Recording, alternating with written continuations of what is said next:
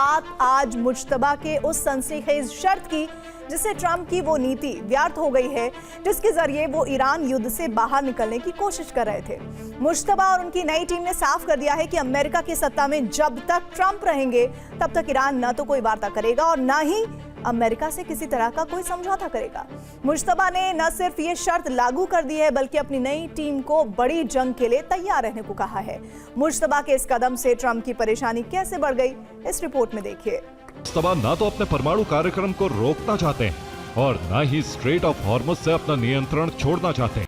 मुज्तबा ने जो अपनी नई टीम बनाई है उसमें कौन कौन शामिल है, अब इसे समझ लीजिए। मुज्तबा ने अली अब्दुल्लाही को ईरानी सेना का चीफ ऑफ स्टाफ बनाया है। क्यूमर्स हैदरी को डेप्यूटी चीफ ऑफ स्टाफ नियुक्त किया गया है। अहमद वहीदी को IRGC का कमांडर बनाया गया है। मुज्तबा इजादी को IRGC के डेप्यूटी चीफ की जिम्मेदारी सौंपी गई है।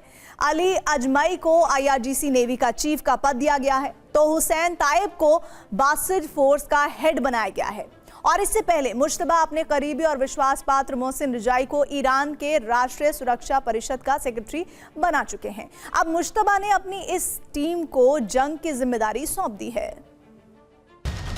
मुज्तबा ने आर्म्ड फोर्सेस जनरल स्टाफ और खत्म अल अंबिया सेंट्रल हेडक्वार्टर्स का एक दूसरे में विलय कर दिया है। अब तक जनरल कमांड सैन्य रणनीति बनाने का काम करता था, जबकि खत्म अल अंबिया की जिम्मेदारी युद्ध लड़ने की थी।